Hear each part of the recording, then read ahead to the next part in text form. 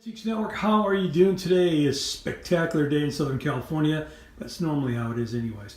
What we have here today is a late 1800s, perhaps early 1900s, very thick reverse glass mirror depicting Edwards HARLENE hair products. So you would have found this in some type of barber shop, but it's really a cool piece, really well preserved.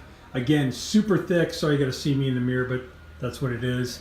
So you call this a reverse glass mirror, super thick glass in itself, because that's just what they did back in the day. So if you are into vintage advertisements, barber shops, or just cool signs in general, this be for Mantiques.